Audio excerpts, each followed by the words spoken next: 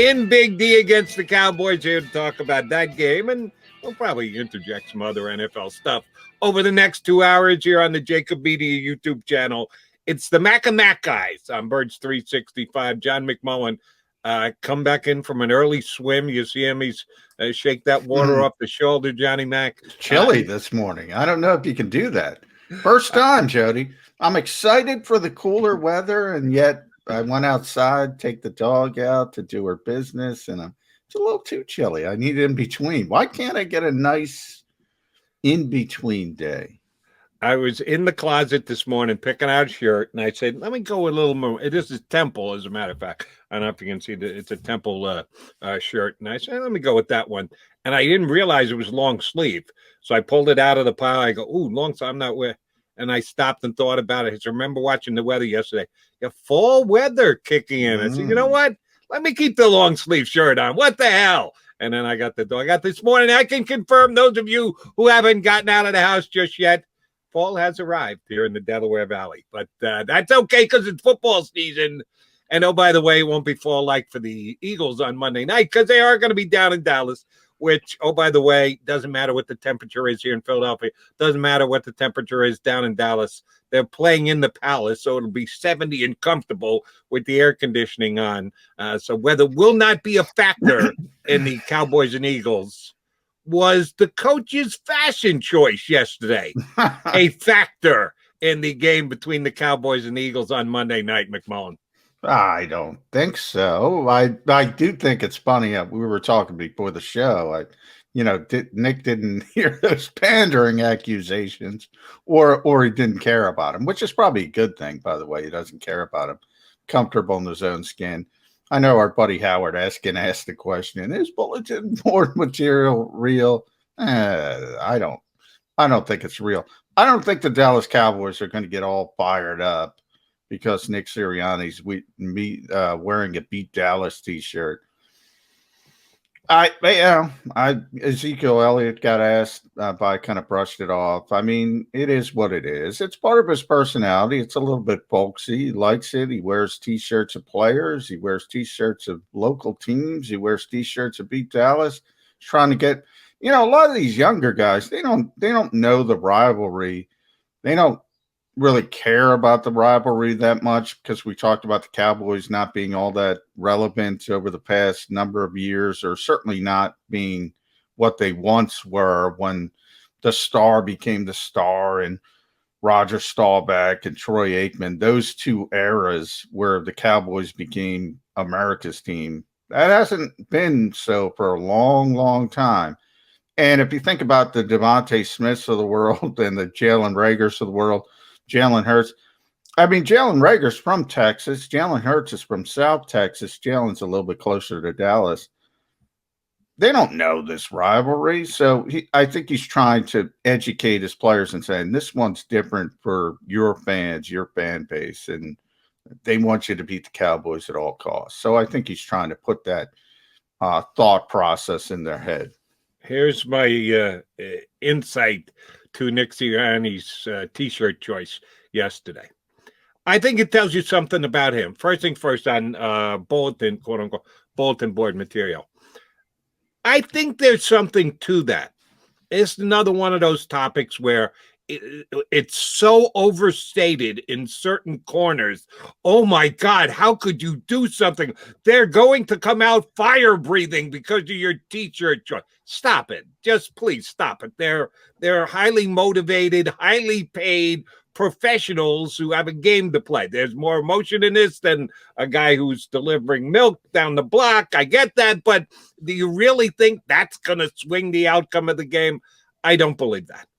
But those who want to say it means absolutely nothing, I think are also being short-sighted because it is an emotional game. It is something where you can get pumped up. You've talked to enough players in your life, Johnny Mac, done enough interviews, and guys have relayed to you the roar of the crowd and getting up and playing as a unit, and there's something to it. So as always, the answer lies somewhere in the middle, which nobody likes to admit that, yeah, it's got some effect, but not much. Everybody, you either have to have, oh, my God, it's going to decide the game, or stop it, you're an idiot for even suggesting it.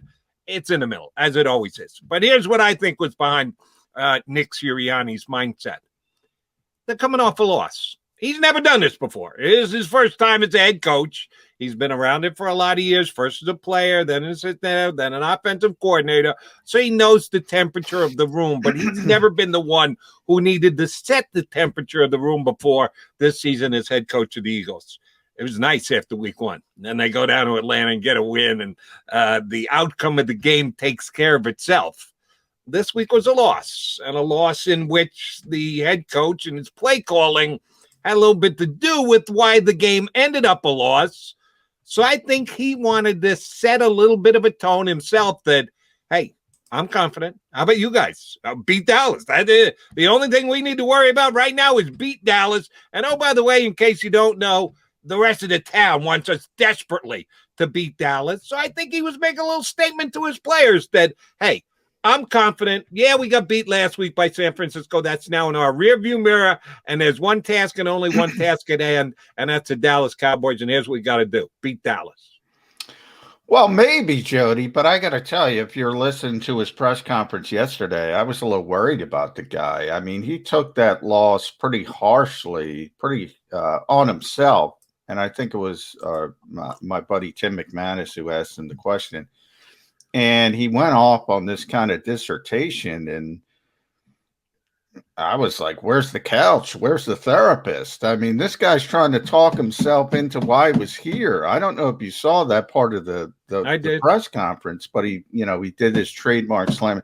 I got to get back. I got to say, it's like Stuart Smalley, if you're an old Saturday Night Live fan, Al Franken saying, I'm worthy, having a self-affirmation. Why am I here? I'm a good coach. And he's doing that live, and I'm like, whoa, this is one game. This is one game against a team you were supposed to lose to, by the way, and you probably outplayed. So if it wasn't for the self-inflicted wounds, which is not good, you want to correct them.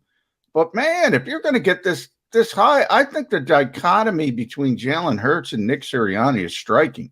Jalen Hurts, the young quarterback, even-keeled, man. This guy's taking a loss this hard? What if they do lose to Dallas? In other words, I'm looking forward. I'm saying you can't be a successful coach in this league if you're going to be that emotional after every loss. I don't think the extra day helped Nick Sirianni. And that concerns me a little bit because, burnout with NFL coach, that's real. That's real. Now, I'm just saying this guy is on a track that if he keeps burning the candle like this, he's going to reach burnout far faster than the average coach. I was going to say, if he's burnt out 2 games in, no, God. No. But did you see that? Because I saw it. He's did. out there. He's out there saying, why am I here? I'm a good coach. I'm like, what? What are you saying right now? I don't know. That's maybe I made too much of it, but I certainly made more of that than a beat Dallas shirt. I'll tell you that. Because I'm a little concerned taking that loss that hard. I think that happens. I think the beat Dallas shirt was a response to himself. That I'm going to put it behind me, even though, and then he got in front of the cameras and he decided to open up to you media guys and to all of Philadelphia because he knows it's being broadcast, which is a little self-reflective, maybe a little over the top. But I like the fact that he was going to be confident, going to put a T-shirt on, not going to worry about it, maybe even a little cocky, maybe even risk a little bulletin board material. Good for him. I'm glad he's showing confidence.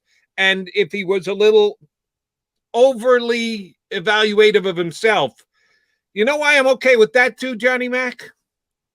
He helped them lose that game.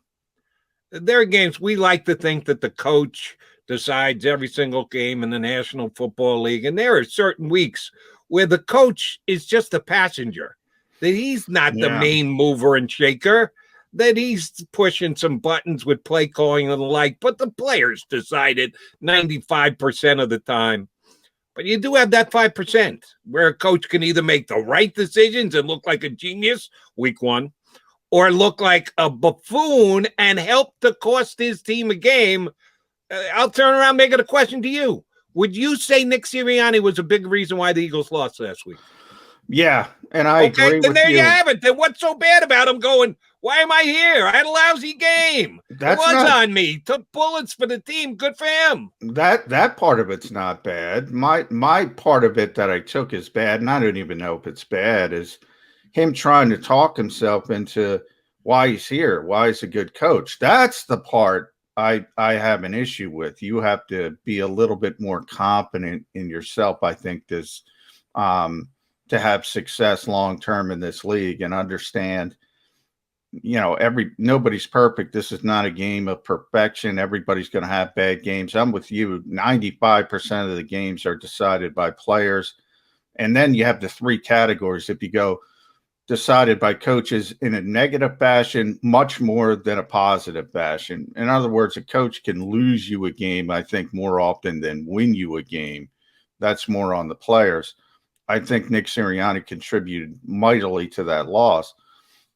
That's not the part. Accountability, that's one of his things. You should be held accountable. He should go up there. My issue, and I'm trying to pull up the quote as I talk here, and he said, I drug myself through the mud pretty good this week. Which he did. And he then he talked about switching your mode, and you got to get back into it. And he seemed to have a difficult time doing that. And then he went into the, hey, trust your preparation, the Stuart Smalley part of the conversation. Trust what you did all week. Trust the 7 hours you spent on third down. Coaches like to remind us how hard they work.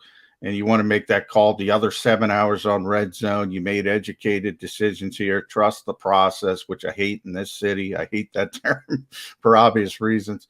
Blah, blah, blah. All right, you don't have to explain to me why you're the head coach of this team. You're the head coach of this team. You don't have to explain to the fan base why you're the head coach of the team. You're in this position. I'm, and again, this is just my spin on it. Obviously, other people can take a different spin on it. I want a guy who's doesn't need a daily affirmation, doesn't have to stand in the mirror and say, I'm good enough to do this. I want a cocky SOB who's like, I'm the smartest guy in the room, and it's probably not right, but I want somebody who's self-assured and self-confident in that type of position.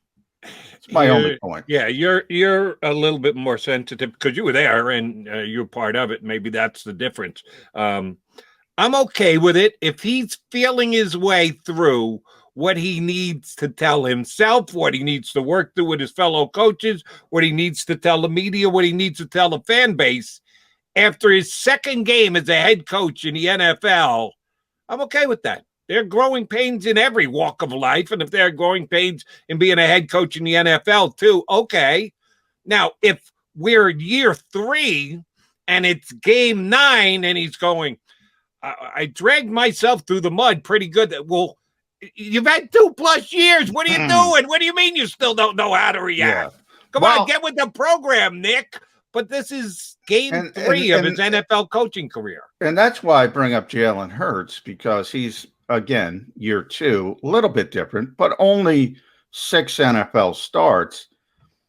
Now, that guy takes a lot of you-know-what when the Eagles lose, and there's a lot of people, as you know, that don't believe in him as a long-term answer as a quarterback, especially nationally. We talked about it all offseason.